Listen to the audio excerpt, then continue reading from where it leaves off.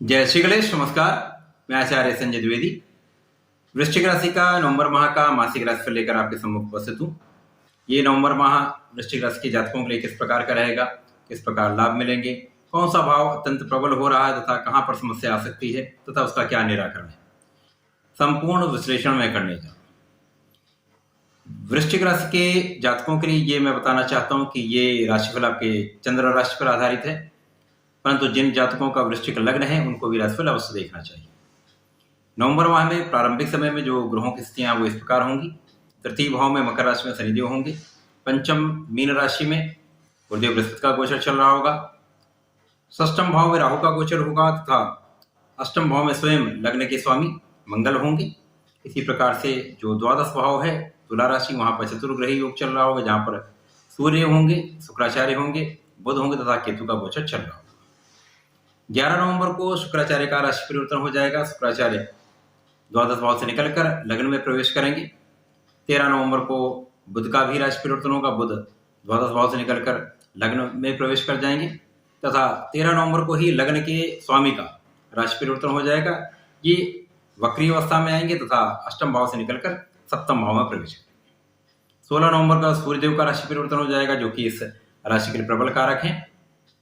द्वादश भाव से निकलेंगे तथा लग्न में प्रवेश करेंगे, जिसके कारण ये भाव अत्यंत प्रबल होने वाला है। इसी माह में 24 अक्टूबर से गुरुदेव बृहस्पति, जो कि वक्री अवस्था में चल रहे हैं, वो मार्गी अवस्था में आ जाएंगे। गुरुदेव बृहस्पति, सूर्यदेव तथा चंद्रमा यहां पर वृश्चिक राशि के लिए प्रबल कारक होते हैं।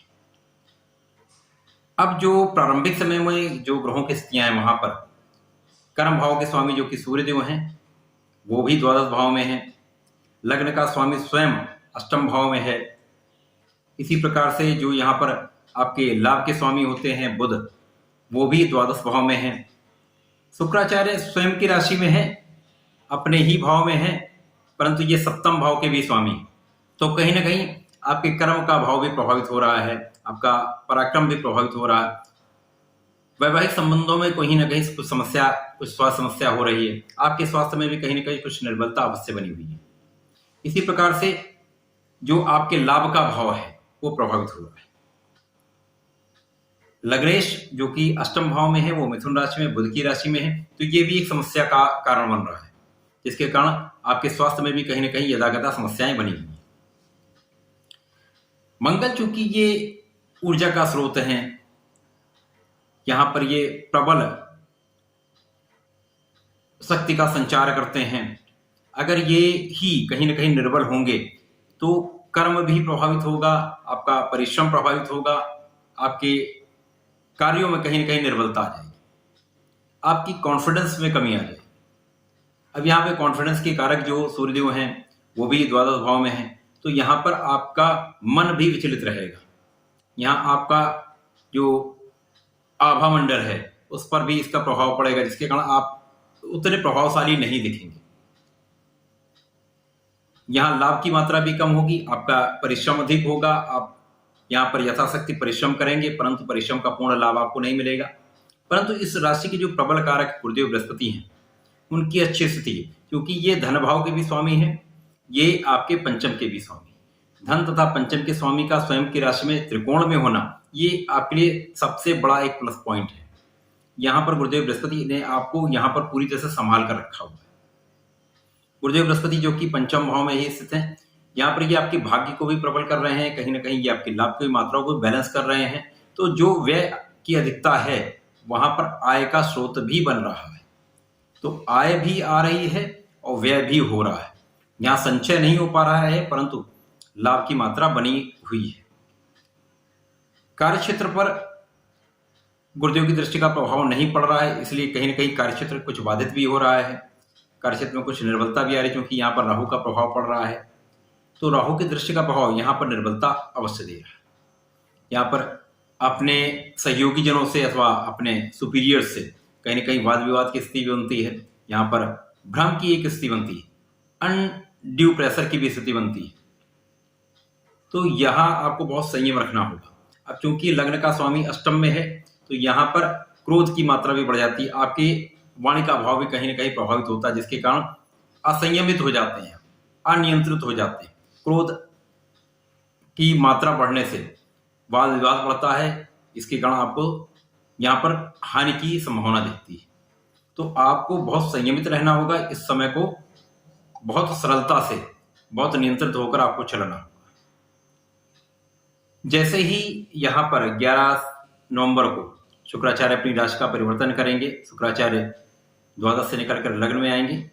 अब यहाँ पर ये मित्र की राशि नहीं है, परंतु यहाँ पर लग्न में कोई भी ग्रह जब आता है तो कहीं ना कहीं उसके प्रभाव में वृद्धि होती है, तो आपके आकर्षण में वृद्धि होगी, आपका प्रभाव बढ़ने लगेगा, इसी प्रकार से आपके रूप सौंदर्य में वृद्धि होगी।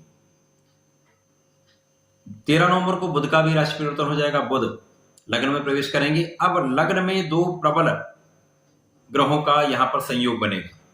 जो आपके सप्तम के स्वामी हैं शुक्राचार्य वो होंगे, जो कि आपके द्वादश के भी स्वामी हैं। इसी प्रकार से बुध जो आपके लाभ के स्वामी, तो लाभ के स्वामी के साथ शुक्राचार्य की लग्न में युति, ये प्रबल धनदायक स्थिति होती है, क्योंकि बुध शुक्र का संयोग लक्ष्मी योग का निर्माण करता है।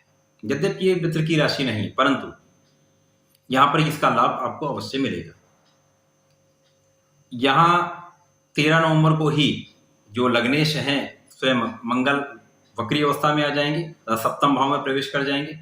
अब यहाँ पर एक बहुत विशिष्ट स्थिति बन रही, बहुत लाभकारी स्थिति, क्योंकि लग्न का स्वामी सप्तम में होगा, वृषभ राशि में होगा, तथा लग्न में ही वृषभ राशि के स्वामी शुक्राचार्य होंगे। तो यहाँ पर एक बहुत प्रबल राजयोग का निर्माण होगा, जिसे परिवर्तन राजयोग कहते हैं। अब ये राजयोग आपको केंद्र के भाव में बन रहा है, जिसके कारण ये प्रबल स्थिति है, आपके प्रभाव में बहुत वृद्धि होगी, आपका मान सम्मान बढ़ेगा। साथ ही साथ यहाँ पर धन की बहुत प्रबल स्थिति बन रही। अब यहाँ पर 16 नवंबर को जब कर्म के स्वामी सूर्यदेव भी पहुंच जाएंगे, तो लग्न में त्रिग्रही योग का बनना, अब जो कार्यक्षेत्र की समस्याएं हैं वो यहाँ आपकी सॉल्व हो जाएगी, उनका आप निराकरण कर लेंगे। आपकी बुद्धि का भाव बहुत प्रबल होगा, आपके ज्ञान का भाव बहुत प्रबल होगा, क्योंकि गुरुदेव बृहस्पति यहाँ बहुत प्रबल स्थिति में है। यहाँ पर गुरुदेव बृहस्पति की दृष्टि का प्रभाव भी आपकी लग्न पर होगा, जो कि मित्र की लग्न है, मंगल की लग्न है। तो ये प्रबल स्थिति बन रही, बहुत प्रचंड मात्रा में आपको धन का लाभ मिलेगा। आपकी बुद्धि का भाव, चातुर्य का भाव, ज्ञान का भाव, विवेक का भाव बहुत ही अच्छा रहने वाला है। आप निर्णय बहुत अच्छे करने वाले। आप प्रशासनिक सेवाओं में हैं या शासन प्रशासन में हैं अथवा मंत्री पद पर हैं, तो ये निश्चित मानिए ये समय आपके लिए प्रबल धनदायक है, प्रबल लाभदायक है, क्योंकि गुरुदेव बृहस्पति जिनकी दृष्टि का प्रभाव आपके भाग्य पर भी है, आपके लाभ पर भी है, आपके लग्न पर भी है। अब लाभ का स्वामी भी लग्न में है, इसी प्रकार से सूर्यदेव जो कि कर्म के स्वामी है, उन पर भी गुरुदेव की दृष्टि का प्रभाव। तो आपका कार्यक्षेत्र बहुत प्रबल रहने वाला है, पूरे जनमानस का सहयोग आपके साथ रहेगा। आप इतने प्रभावशाली होंगे कि लोग आपकी तरफ अट्रैक्ट होंगे, आपको मानने लगेंगे, आपका इन्फ्लुएंस बहुत बढ़ेगा, आपका मान सम्मान होगा, या यशदायक योग बन रहा, आपका यश दूर दूर तक फैलेगा। तो कार्यक्षेत्र बहुत प्रबल रहने वाला है, जिसके कारण आप धन का प्रबल मात्रा में अर्जन करने वाले।